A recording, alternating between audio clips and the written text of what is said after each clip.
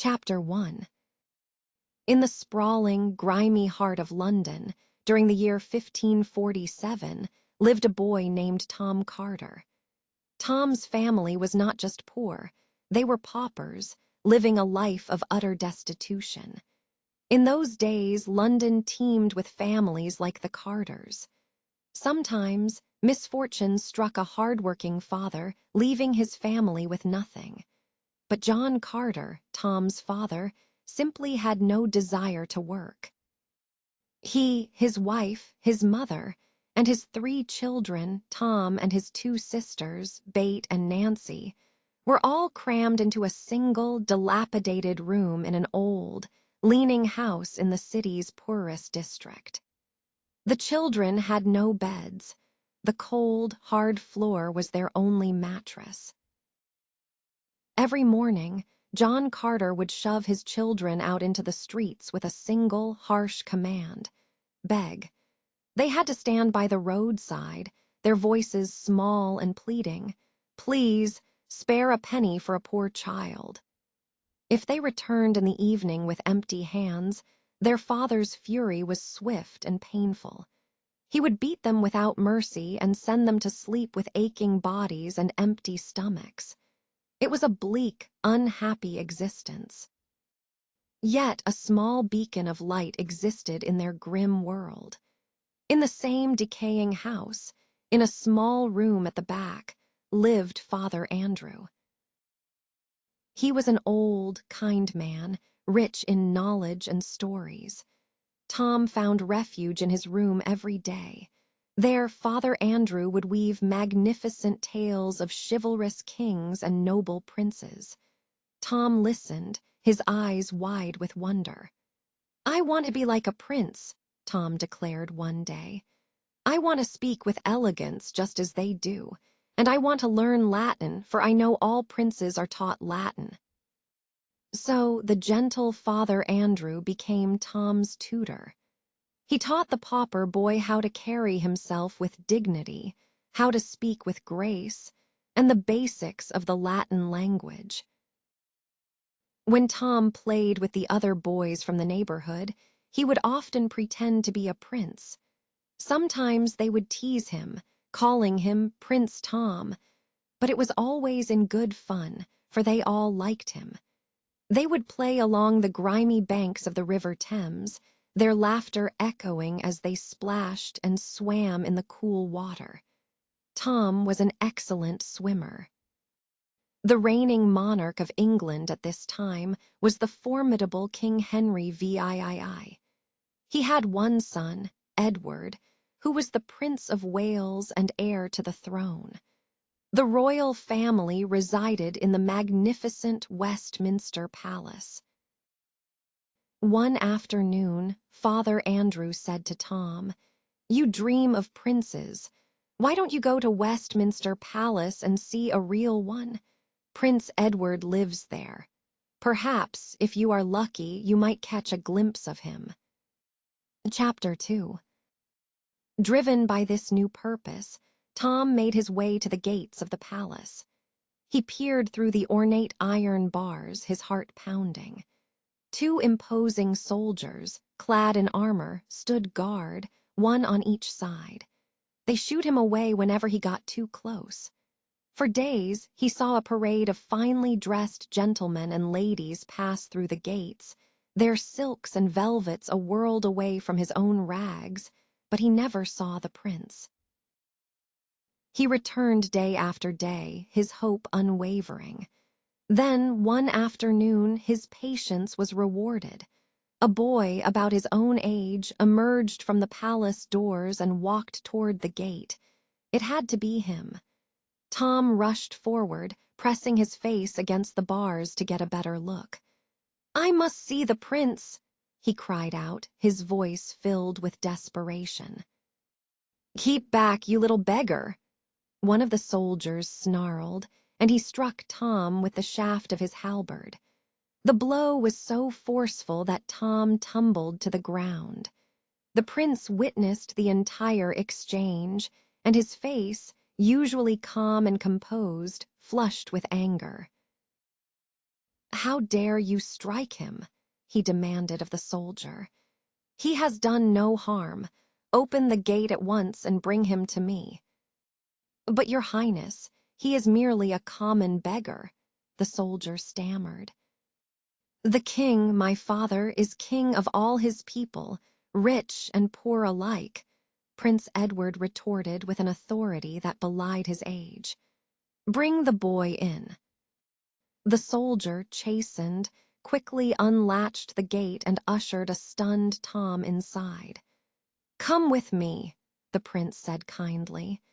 "Tell me your name and why you were so eager to see me. I have watched you from my window, waiting at the gate every day." Edward led Tom through grand corridors to a private, lavishly decorated room. He summoned a servant. "Bring food for my guest," he commanded.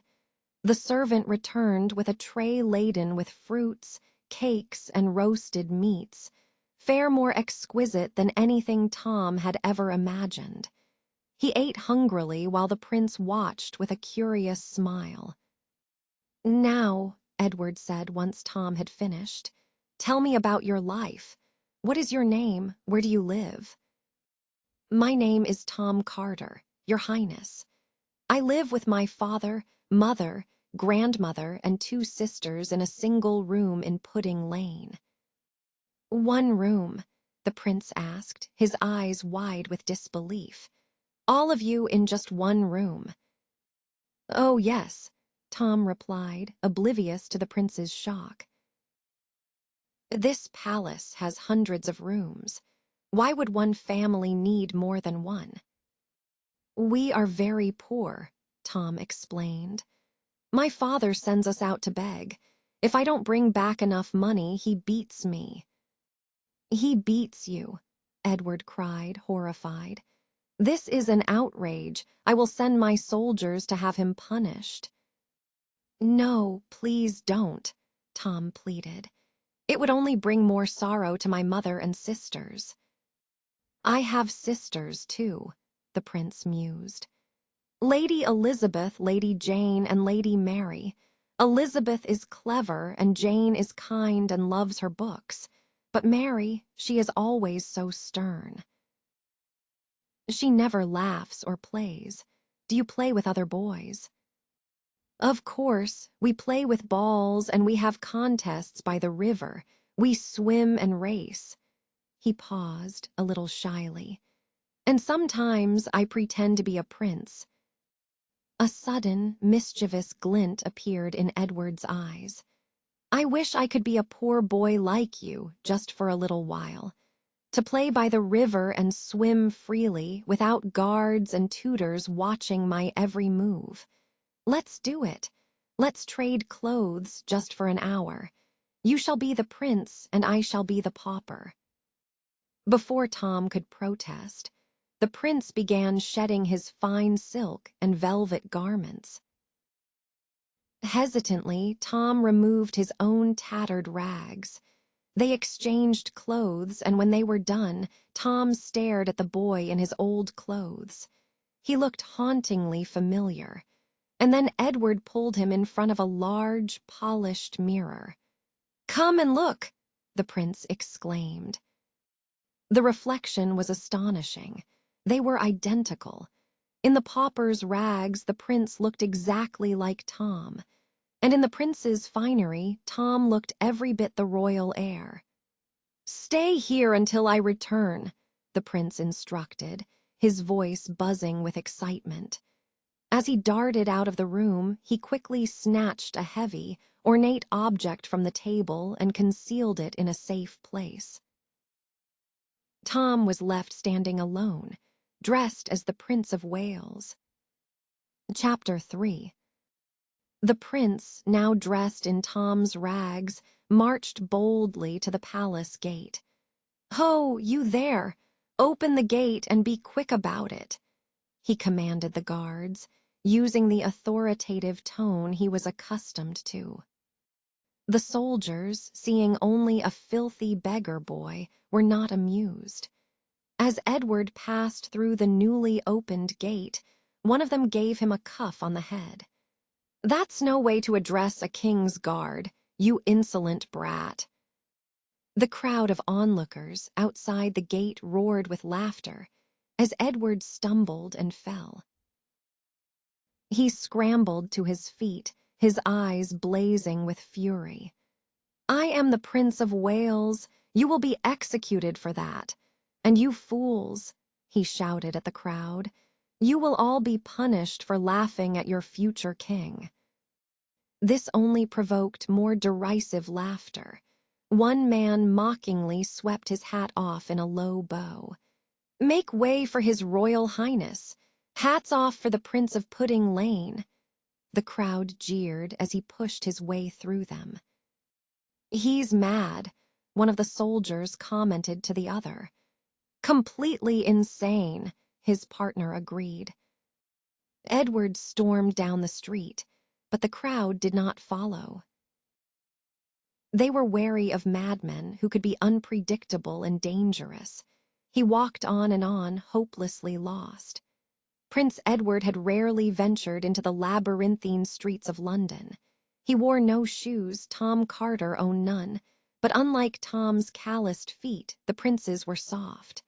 Soon the sharp cobblestones had cut them and they were bleeding and sore. He was exhausted, hungry, and desperate. "Oh, where can I find rest?" he cried to himself. "Where is someone who will believe me and lead me back to my home?" A fine gentleman trotted by on a horse. Edward called out, "Sir, I am the prince. I command you to escort me back to the palace." But the gentleman, accustomed to the pleas of beggars, simply assumed the boy was asking for money and rode on without a second glance. At last, Edward recognized a large, imposing building. "Ah, Christ's Hospital!" he exclaimed. "My father, the king, gifted this building as a school for poor boys. Surely I can find help here." A group of boys were playing in the courtyard. Edward approached one. "You, boy, go at once to your master and tell him that Prince Edward commands his presence." The boy stared at him, then burst out laughing. "Do as you are told," Edward snapped, and in his frustration he struck the boy. The boy yelped and called to his friends, "Look, a mad boy, his head is feverish. Let's cool him in the pond." 3 or 4 of them seized the struggling prince, dragged him to a nearby pond filled with murky water, and tossed him in. They howled with laughter as he spluttered and climbed out on the other side, dripping and humiliated. Night was falling. The sky glowed with the last embers of sunset, and lights began to flicker in the windows of the houses. "I must find a place to sleep," Edward thought, shivering. "Tomorrow I will go back to the palace. For tonight I must go to Tom's house. Pudding Lane, that's where he said he lived." He trudged onward through the darkening streets. Suddenly, a heavy hand shot out of the shadows and gripped his arm like a vice. "What are you doing out so late, Tom Carter? And where is the money you've collected for me?" "Oh," Edward gasped, looking up into a cruel, bearded face. "Are you his father?" "His father. I'm your father, you fool." "No, no," Edward cried, struggling. "I am the prince. Your son is at Westminster Palace. Take me there, and you can have him back." John Carter stared at the boy. "Mad," he grunted. "Utterly mad." He tightened his grip, pulling the prince along. "Mad or not, you're coming home with me. And tomorrow you'll be out all day to make up for the money you failed to bring back today." Chapter 4.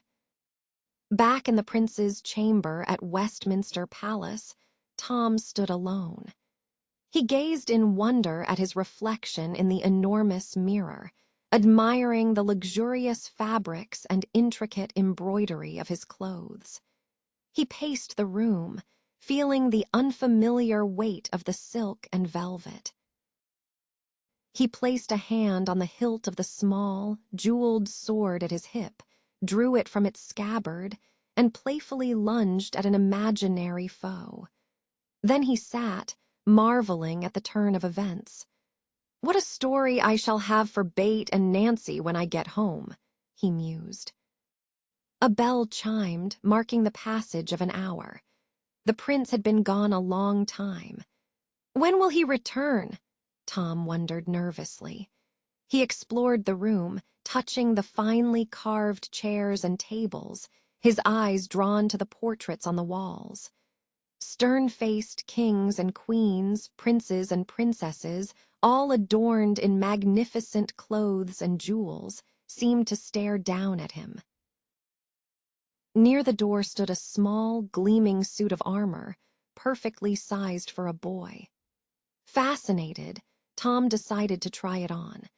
He picked up one of the arm pieces, and as he did, a heavy, round metal object fell out. He examined it curiously, having no idea what it was, before putting it back inside. He donned the rest of the armor, clanked around the room admiring himself in the mirror, and then carefully put every piece back exactly as he had found it. Another hour passed. A cold dread began to creep into Tom's heart. "Someone will find me," he thought, his panic rising. "They'll demand to know who I am, and the prince won't be here to explain. They'll never believe me. They'll think I'm a thief." He had to escape. He reasoned that if he walked quickly, keeping his face down, he might be able to reach the gate unnoticed. Taking a deep breath, he opened the door. He was met by the sight of 4 gentlemen-in-waiting who immediately bowed low. "Oh!" Tom yelped, and he scrambled back into the room, slamming the door shut. The gentlemen exchanged worried glances. "I fear His Highness Prince Edward is unwell," said one. "Indeed," agreed another. "Perhaps we should summon one of his sisters." "Lady Jane is the kindest," suggested a third. "I shall fetch her." Moments later, the door opened again. Tom, cowering at the far end of the room, saw a beautiful, kind-faced girl enter. He immediately fell to his knees. "What is the matter, my dear brother?" Lady Jane asked gently. "Why are you on your knees?" "Save me," Tom cried, his voice trembling. "I am not your brother. I am not the prince. I am just a poor boy, Tom Carter from Pudding Lane." She took his hand. "Come, brother," she said soothingly. "Send for the real prince. Ask him to give me back my old clothes," Tom pleaded.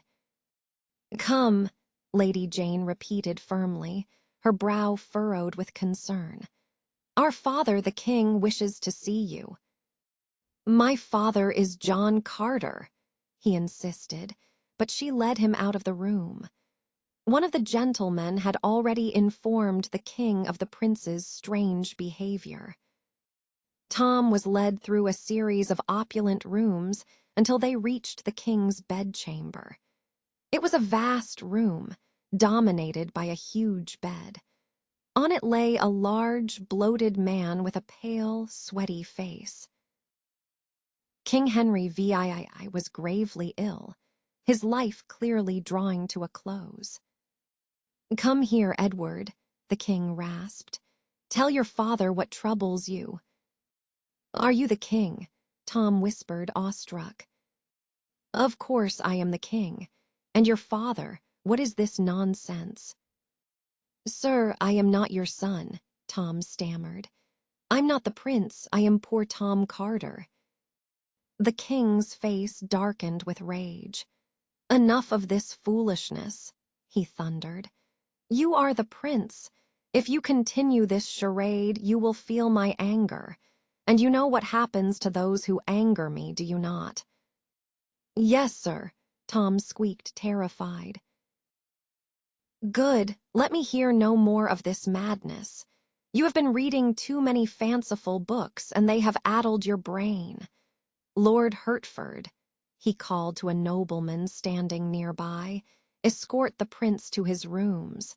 He must rest before the city banquet tonight. Many great men will be there to greet their future king. Then return to me. Tom was led away. Shortly after, Lord Hertford returned to the king's side. "My lord," the king said, his voice weak but firm, "I know my time is short, but the work of the kingdom must continue. Orders must be given, laws must be made, even when I am too weak to sign my name or affix my seal. You shall hold the great seal, and use it in my name." "As you command, your majesty," said Lord Hertford.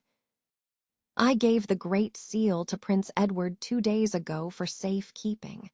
Go now and ask him for it." Lord Hertford bowed and left, but returned quickly, his expression troubled. "Your Majesty," he began, "the prince, he does not know where it is." "He doesn't know. Did he say that?" "Yes, Your Majesty. He claims he cannot remember what he did with it." "He's ill," the king sighed, a flicker of concern crossing his face. "His mind is clouded by fever." "That is the only explanation. Let it be for now. He will remember when he is well again." Chapter 5. Grand stone steps led down from Westminster Palace to the river, where the royal barge, a magnificent and ornate boat, was waiting. Soldiers in full dress uniform lined the steps, standing at rigid attention. The great doors at the top of the stairs swung open. An order was barked, and the soldiers snapped to an even straighter posture. Lord Hertford and other nobles emerged, taking their places on either side. They all bowed deeply as Tom appeared in the doorway. He was dressed in shining white satin, a stark contrast to the rags he had worn just a day before. He stood for a moment, looking down at the river, the very same river where, in what felt like another lifetime, he had played and swum with his friends. But now he was not Tom the Pauper.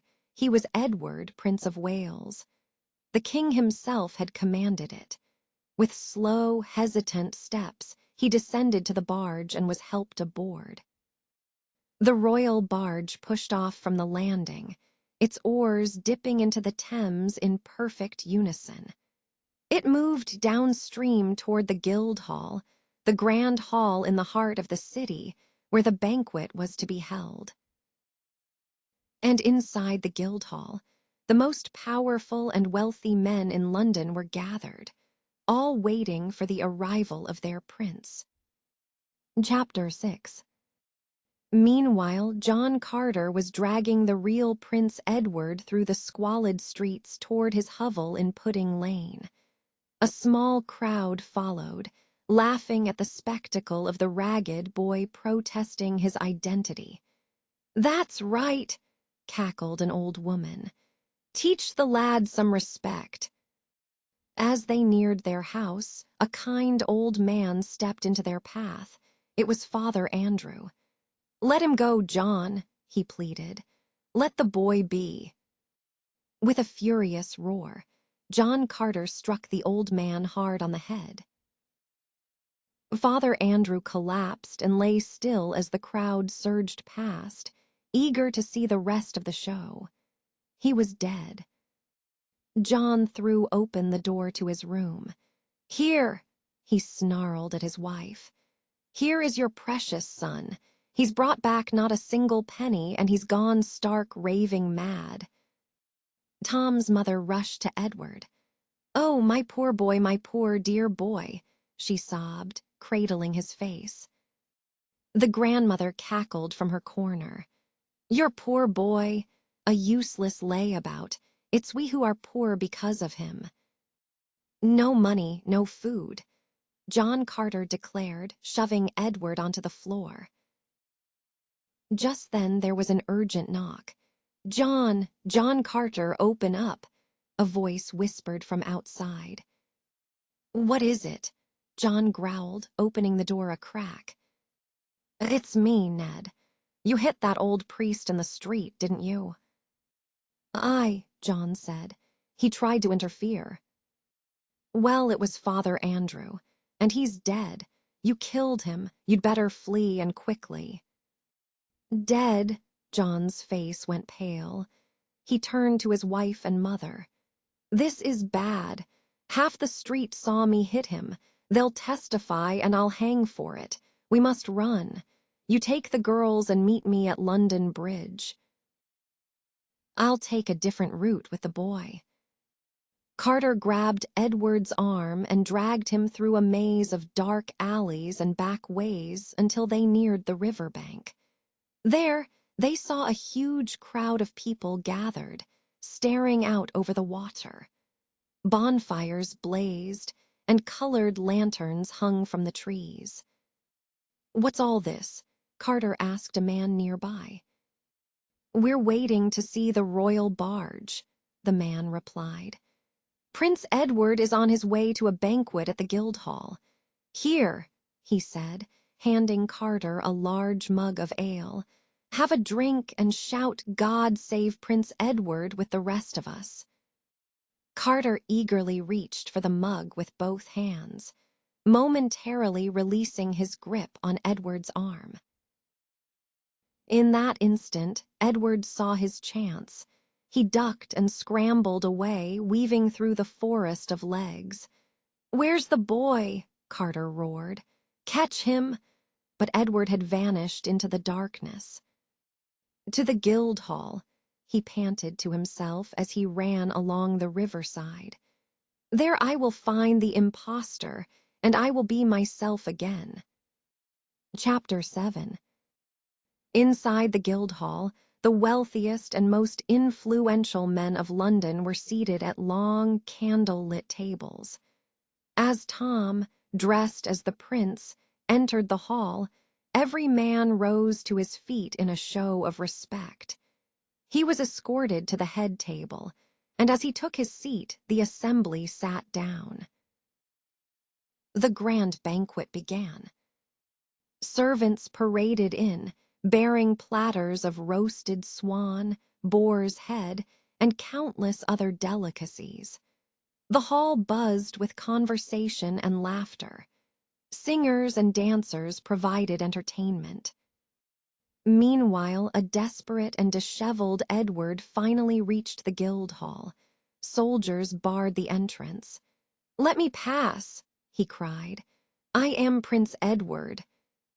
The soldiers looked at his rags and bloody feet and laughed. "I command you to open this door," Edward shouted, his voice cracking with exhaustion and fury. "Don't be a fool, boy," one of the soldiers said gruffly. "Stand back." But Edward persisted, his shouts growing more frantic. The crowd waiting outside began to grow restless and angry. "Send the mad boy away," someone yelled. "We want to see the real prince when the banquet is over." "I will not go," Edward insisted, his voice filled with despair. "I tell you I am the prince. I have no friends and no one to help me, but I speak the truth."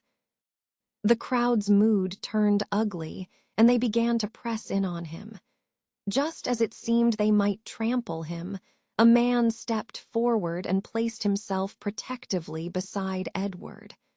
"I do not know if you are the prince or not," the man said, his voice calm and steady. "And I do not care if you are mad, but you are a brave boy, and I will stand with you." The man's name was Miles Hendon. He was a soldier who had just returned from the wars in France and was on his way to his family home in the countryside. The crowd surged forward, becoming a dangerous mob. "Stand back!" Miles roared, drawing his sword. The people were now enraged. Miles was forced to use the flat of his blade to push them back. "Kill them!" a voice shrieked from the back. Stones began to fly through the air. One struck Edward on the head, and he fell to the ground, stunned. Miles stood over him, fending off the mob. But it was hopeless. They were too many. Miles laughed grimly as he fought. To think I would survive 7 years of war only to be killed by a London mob. Suddenly, the clatter of hooves was heard, and a commanding voice cried, make way for the king's first lord." Horsemen charged into the crowd, scattering them. Their leader dismounted and strode into the Guildhall. It was Lord Hertford. He walked the length of the hall to where Tom sat. He knelt before him. "Sire," he said, his voice heavy with sorrow, "your father, the king, is dead." Then he rose and proclaimed to the entire hall, "King Henry is dead. Long live King Edward." And the assembly erupted in a deafening shout, "Long live our king." Outside, Miles Hendon wasted no time. He scooped up the dazed Edward and carried him away into the safety of the night. Chapter 8. Once they were clear of the chaos, Miles led Edward toward an inn near the river where he was staying. As they walked, they heard the sounds of shouting and running behind them. The proclamation was spreading through the city. "King Henry is dead. Long live King Edward." Edward stopped in his tracks. "What is it?" Miles asked. "So," Edward said quietly, "I am now the king." "Prince or king, it's all the same to me," Miles said with a shrug. "You're a brave lad, and I'll look after you. Come, let's get to my room near London Bridge and find some food. I'm famished after that fight." Miles had a small room at an inn. As they approached, a familiar, menacing figure stepped out of the shadows. "So, you've come at last," John Carter snarled. "I'll teach you a lesson for keeping me waiting." He reached for Edward. Miles Hendon stepped between them, pushing Edward behind him. "Who are you?" he demanded. "And what claim do you have on this boy?" "He's my son." "That's not true," Edward cried. "Do you want to go with this man?" Miles asked him. "No, never," Edward exclaimed. "He is not my father. I would rather die than go with him." "Then you shall not," Miles said firmly. "We'll see about that," Carter growled, lunging forward again. Miles placed his hand on the hilt of his sword. "Take one more step, and I'll run you through." "Now be gone." Carter, seeing the steely resolve in the soldier's eyes, backed away and melted into the crowd. Miles led Edward up to a small, sparse room at the back of the inn. There was a bed, 2 chairs, a table, and a washstand. Edward, utterly exhausted, collapsed onto the bed. "Call me when the meal is ready," he announced. Miles chuckled. "Of course, Your Majesty," he said, playing along. "Rest while I order your servants to prepare a banquet." He went downstairs and returned with a tray of bread, cheese, and cold meat. He set the food on the table. "Your banquet is served, my liege," he said. "My thanks," Edward replied. "But first I must wash." He washed his hands and face, then sat at the table. As Miles moved to sit, Edward held up a hand. "Wait! Are you not aware that one must stand in the presence of the king until given leave to be seated? Very well, you may sit." Miles, amused by the boy's unwavering delusion, sat down and they began to eat. "Tell me of yourself," Edward commanded. "My name is Miles Hendon. I am heir to Hendon Hall. I was betrothed to the lovely Lady Edith, but my jealous younger brother, Arthur, poisoned my father's mind against me with lies. I was sent away to the wars. I have been gone from England for 7 years. I fear my brother will not easily relinquish my home and lands now that I have returned. I shall command your brother to restore your lands, Edward declared. And as your king, I shall grant you more for your loyal service. Give me your sword. Kneel. Miles, humoring him, did as he was told. Edward tapped him on each shoulder with the flat of the blade. Arise, Sir Miles Hendon. Miles stood up, laughing. So I am Sir Miles now, am I? You are Sir Miles Hendon, Edward confirmed solemnly. One of my trusted knights.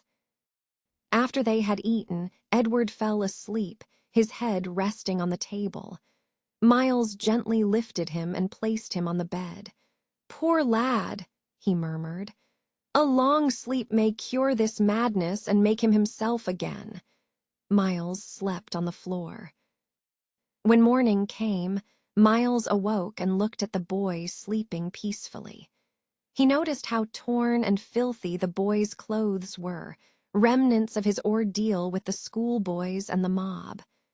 I must buy some proper clothes for my little king, he decided, and slipped out of the inn.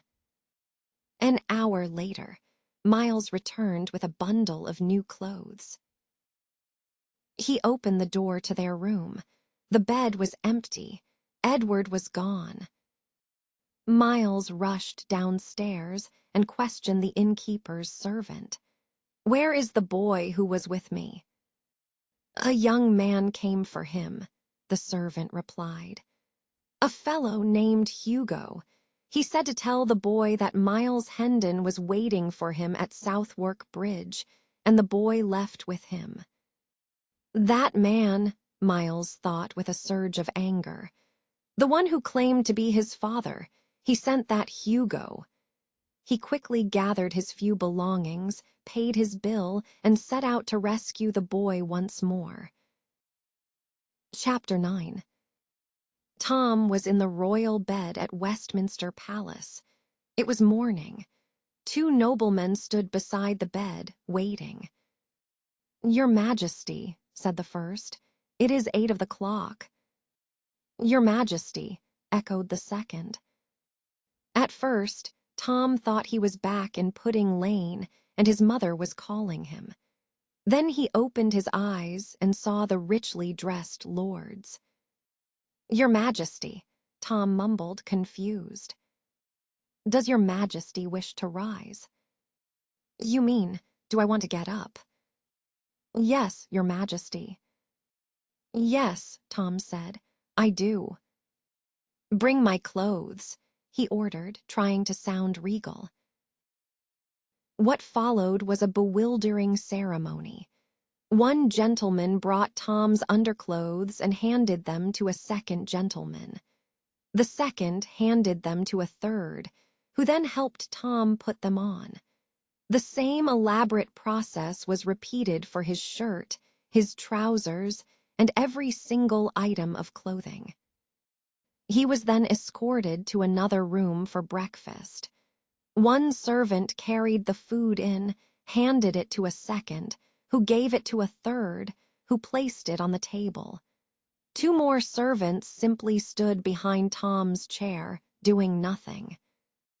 After breakfast, a courtier announced, Lord Hertford wishes to speak with the king. Lord Hertford then inquired if His Majesty was ready to proceed to the council chamber. Tom sat in a high, gilded throne at the head of a long table while a procession of men came forward to bow, kiss his hand, and read from long, boring scrolls of parchment. This went on for what felt like an eternity. When will this ever end? He thought miserably. I wish I could go play ball or swim in the river. At last, it was time for dinner. He was led into another great hall, nearly as large as the guild hall, filled with yet more servants. The dinner was another endless ritual of ceremony and courses. Surely now, he thought, I can go play. But no.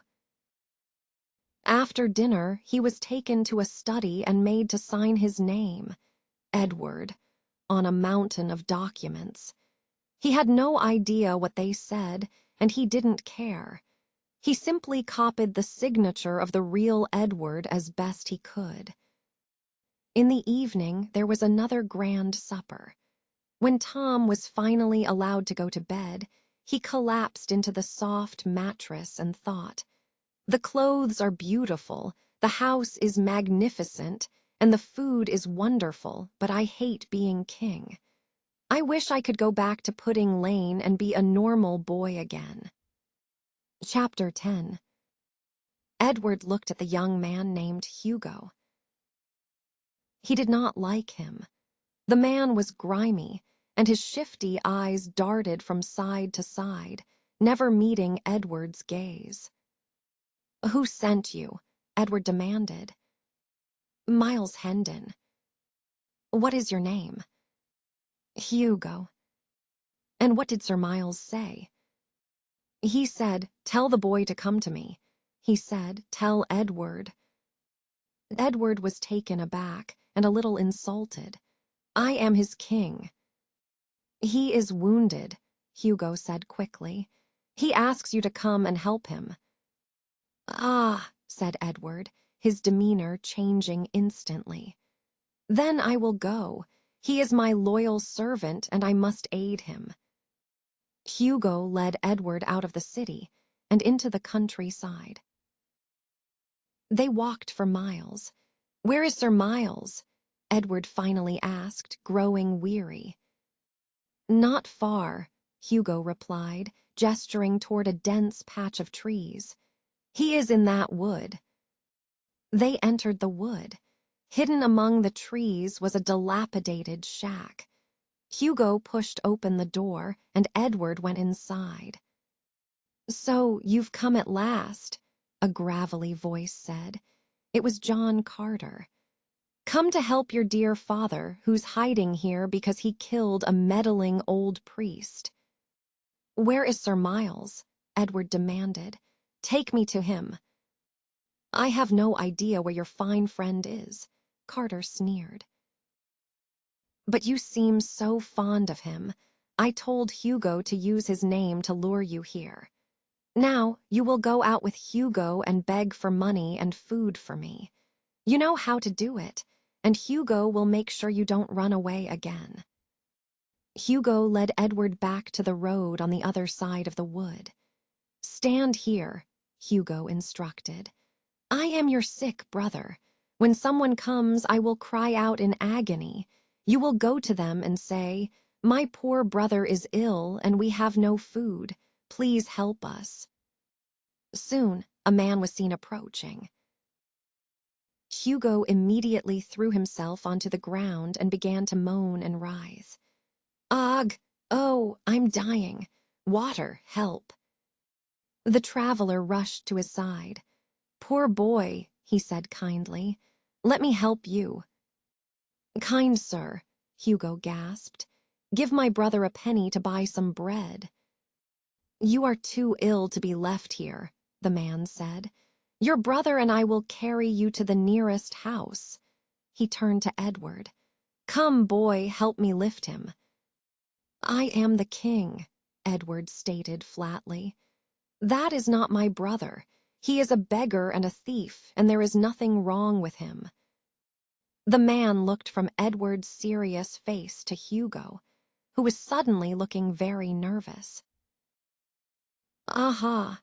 the man exclaimed. "Another of you lying beggars. I'll take you both to the magistrate. He'll have you whipped." In a flash, Hugo leaped to his feet and sprinted into the woods, vanishing among the trees. The man, unable to follow, grumbled and went on his way.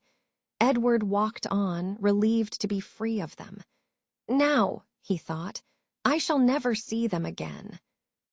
But just as he had the thought, Hugo jumped out from behind a tree, his face twisted in a snarl. "So, you wanted to have me arrested, did you? Don't you know that thieves are put to death?" "I won't forget this. I'll teach you a lesson you'll never forget." As they walked, Hugo plotted his revenge. They reached a busy market town. A woman walked past them carrying a basket. Inside was a plump, dressed hen ready for the cooking pot. Hugo slyly picked up a heavy stone. He walked up behind the woman, dropped the stone into her basket, and snatched the hen. Then he ran a few paces, thrust the hen into Edward's arms, and shouted at the top of his lungs, "Thief! Stop thief!" before disappearing into the crowd. The woman turned and saw Edward holding her stolen hen. "There's the thief," she shrieked. "Constable, call the constable." An angry crowd quickly formed around Edward. "We won't wait for the constable," a large man bellowed. "There are too many thieves about. Let's deal with him ourselves." Just as the mob was about to lay hands on him, Edward heard the sound of a horse pushing its way through the crowd. He looked up and saw a familiar face. "Sir Miles!" he cried in relief. "Sir Miles, help me." Miles dismounted and pushed his way to Edward's side. "So I have found you at last," he said. "Now, what is all this commotion?" "That woman claims I stole her hen," Edward said, pointing. "He took it from my basket," the woman insisted. "Ah," said Miles, taking the hen. "A fine bird, just what I instructed him to procure for our supper. However, you should have asked the lady for her price first, lad." He turned and gently led the woman aside. "My servant is a bit simple-minded," he explained in a low voice. "He's a poor, mad boy who believes he is the king. You won't be harsh with him, will you? I am sure he placed the money for the hen in your basket." Miles reached into her basket, his other hand holding a few coins. "Yes, just as I thought. Here it is, 3 shillings. You mustn't accuse a boy of being a thief until you are certain." "Oh, here," the flustered woman said. "Take the hen. I don't want the money." But Miles pressed the coins into her hand. "Come, boy," he said, lifting Edward onto his horse, and they rode away from the bewildered crowd. "How did you find me?" Edward asked. "I overheard a man in an inn talking about 2 beggars. One of them kept insisting, 'I am the king, and he is not my brother.' I knew at once it had to be you." "So now, where are we going?" "To Hendon Hall," Miles declared. "You may take me there," Edward said. "But after that, we must ride for London with all haste. I must be crowned." Chapter 11. Miles and Edward spent the night at an inn and continued their journey the next day. In the late afternoon, they crested a high hill, and Miles reined in his horse. He pointed to a grand house nestled among the trees in the valley below. "There," he said, his voice filled with pride and emotion. "That is my home, Hendon Hall. Have you ever seen such a magnificent house? It has 50 rooms, and we once had 20 servants. Imagine that, boy, 20 servants." They rode down the hill.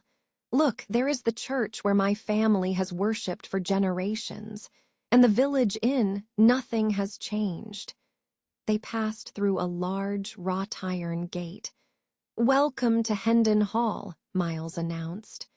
"How I have longed for this day. They will all be so overjoyed to see me." Miles leaped from his horse and helped Edward dismount. He then ran excitedly into the main hall of the house. A younger man was sitting at a table, reading. "Arthur," Miles cried. "It is I, Miles. Say you are glad to see your brother home at last. Where is father?" The young man looked up, his face a mask of cold indifference. "Who are you?" he asked. "I am Miles Hendon, and you are my brother, Arthur. I have returned from the wars after 7 long years." "My brother Miles was killed in battle 3 years ago," Arthur said calmly. "I received a letter from France confirming his death." "That is a lie. Call our father Sir Robert. He will know me." "Sir Robert is dead." "Then call the old servants, those who were here 7 years ago. They will recognize me." "They are all gone. I have only new servants now." "You sent them away," Miles said, his voice dropping as the horrifying truth dawned on him. "You planned for this. You made sure no one would be here to know me. But Lady Edith, she will remember me." "Lady Edith knows that Miles Hendon is dead," Arthur said with a cruel smile. "She saw the letter. In fact, she is soon to become my wife." "You wrote that letter yourself. You told her I was dead," Miles roared, lunging across the room at his brother. "You have stolen my home, stolen my land, and now you seek to steal the woman I love." He threw Arthur to the floor. "Help, guards, help!" Arthur shrieked. Servants rushed into the room, seized Miles and Edward, and dragged them away to the local prison. Chapter 12. Miles and Edward sat in the damp, cold cell of the prison. "How long do you suppose we will be held here?" Edward asked. "Until the magistrate arrives," Miles replied grimly. "Then he will hear Arthur's testimony, and he will pass judgment." "What judgment?" "He will likely decide we are both madmen. He will order us to be flogged and driven out of the county." "Flog me, the King of England," Edward said aghast. They heard footsteps approaching. The door creaked open, and a jailer brought in a meager meal of bread and water. As the man turned to leave, he glanced at Miles's face and froze. "Basil," Miles said, his voice filled with hope. "Basil, you were a gardener here when my father was alive." "Why, yes," the man said, squinting. "It's Master Miles. No, it cannot be. Master Miles died in the war." "I was not killed, Basil. My brother Arthur forged a letter to say I was dead because he coveted my inheritance and my betrothed, Lady Edith. And now I have come home." "Master Miles." "I am truly glad to see you," Basil whispered, his eyes darting toward the door. "Your brother is a wicked man. He dismissed all the old servants. I will go and tell everyone you have returned." "No," Miles said urgently. "You must tell no one. If Arthur learns that anyone recognizes me, he will have me killed the moment I am released. He cannot afford to have any witnesses." "Yes," Basil agreed. "He would do that." "When I am free," Miles continued, "I will go to London. I have powerful friends there. Sir Humphrey Marlowe, the captain of the guard at Westminster Palace, served with me in France. He knows I was not killed. There are others. They will take my case to the king, and the king will restore my home and my lands." Edward scoffed. "The king? Ask him who the king is now." "King Henry is dead," Basil informed them. "They say the young Prince Edward is not yet crowned, but he will be king soon enough." "We must escape this prison," Edward cried. "I must get to London for my coronation." The magistrate heard Arthur's story. "And who is this man?" he asked, gesturing to Miles. "I do not know," Arthur answered smoothly. Some vagrant or thief. And he is clearly mad. He has the delusion that he is my brother, who, as you know, died a hero's death 3 years ago. The boy with him is equally mad. I am told he believes he is the king. The magistrate nodded gravely. Let the man be put in the stocks for his imposture, and let the boy be flogged so that he may learn to choose his companions more wisely. No, sir, Miles cried out. The boy is young and not strong. He is unwell. Let me take his beating as well as my own. So be it, the judge said. So Miles was whipped and then locked in the stocks in the public square. People gathered to mock him and pelt him with rotten vegetables and refuse. But Edward stood defiantly in front of him. Keep back, he commanded the crowd. This is my friend and a loyal subject. I, your king, order you to stand back. The people laughed, but they were also impressed. He's a brave little fellow, they murmured, and he loves his friend. They threw a few more things, but their hearts weren't in it. Miles endured the stocks all day. That evening, Basil came with food and secretly unlocked the stocks. Under the cover of darkness, Miles and Edward slipped away and began their long walk to London. Chapter 13. When Miles and Edward finally reached London, they found the city in a state of joyous celebration.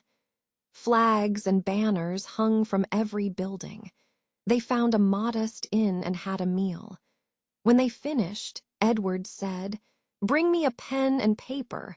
I must write a letter." "And to whom will you be writing, Your Majesty?" Miles asked with a weary smile. "To the king." "He will be too busy to read letters today," Miles chuckled. "He is being crowned." Edward ignored him, sitting with the pen poised over the paper, deep in thought. "What can I write?" he mused. "What can I say that will make them believe me? What do I know that Tom Carter cannot possibly know? Something that only one other person in the world could know. Yes, there is one thing." He quickly scribbled a few words. "Now," he said, folding the paper, "let us go to Westminster." They arrived at the gates of Westminster Palace to find a scene of incredible pomp and pageantry. All the great lords and ladies of England were gathering for the coronation in Westminster Abbey. Inside the palace, Tom was being dressed in the magnificent coronation robes. With him were Lord Hertford and Lord Somerset, the most powerful men in the kingdom. At the door stood Sir Humphrey Marlowe, captain of the guard, waiting to give the order for the procession to begin. Suddenly, a commotion erupted at the gate, shouts and the clash of steel. Sir Humphrey turned to an officer. "Go and see what is the meaning of this." The officer returned moments later. "Sir, it is a man and a boy. The man claims he is Sir Miles Hendon, and the boy insists he has a letter for the king. He is quite mad, sir. He claims that he himself is the king." "Miles Hendon," Sir Humphrey said, surprised. "He is a brave man and a fine soldier. What is he doing brawling at the palace gates?" Tom stepped forward, having overheard. "Did you say a boy with a letter?" "Yes, Your Majesty." "Bring them to me." "But, Your Majesty," Sir Humphrey began to protest. "I command it," Tom said with a surprising firmness. "Bring them here at once." And so, Miles and Edward, dusty and disheveled, were led into the grand chamber where Tom and the nobles were assembled. As Edward stepped through the door, Tom's eyes went wide. He ran forward, and fell to his knees before Edward. "Your Majesty," he cried, "you have returned just in time." "The madness is upon him again," Lord Hertford exclaimed in dismay. Edward had raised Tom to his feet, and they stood side by side. The resemblance was uncanny. "Seize that boy," Sir Humphrey ordered, pointing at Edward. He then turned to Miles. "Hendon, what is the meaning of this?" "Stop," Lord Hertford commanded, his voice filled with confusion. "Look at their faces. They are so alike. I almost believe. I do not know what to think. Perhaps our prince was not mad after all. Perhaps he is not the true prince. Is there any question we could ask this boy that would prove his identity?" Lord Somerset asked. Lord Hertford turned to Edward and began a rapid-fire series of questions about King Henry, about the late Queen, about the private chambers of the palace, and the people who worked within. Edward answered every question flawlessly. "He could have learned these things," Lord Somerset argued. "It does not prove he is the prince." "What is in that letter?" Tom asked suddenly. Lord Hertford took the paper from Edward and read the few words written on it. His face went pale. He turned to Tom. "Where is the Great Seal?" He looked back at Tom. "I asked you about this many days ago, Your Majesty, but you could not tell me." "I do not know what the Great Seal is," Tom confessed in a small voice, "and I do not know where it is." "Look inside the arm-piece of the suit of armor in my bedchamber," Edward said calmly. "You will find it there." "Oh, that," Tom cried out, his face lighting up with recognition. "That round, heavy thing, What did you do with it?" Lord Hertford demanded, his voice trembling with suspense. "I used it to crack nuts," Tom admitted. A moment of stunned silence fell over the room, and then the great lords and rulers of England broke into unrestrained, uproarious laughter. Chapter 14. And so, the real Edward was crowned King of England. He proved to be a wise and compassionate ruler, for he had walked among his people, lived their hardships, and learned firsthand of their needs and sorrows. Tom Carter lived at the palace and remained the king's closest and most trusted friend for the rest of his life. Sir Miles Hendon had his home and lands restored to him, and he married his beloved Lady Edith. King Edward was a frequent and welcome guest at Hendon Hall, where the faithful Basil was promoted to head gardener. John Carter was never seen or heard from again. Tom, however, ensured that his mother and two sisters were given a comfortable house in the country where they could live in peace. King Edward's reign, though just and good, was not long. After he died, Tom went to live with his mother and sisters, and it was there that he wrote down this story, telling the world how Tom the Pauper was for a few extraordinary days the King of England.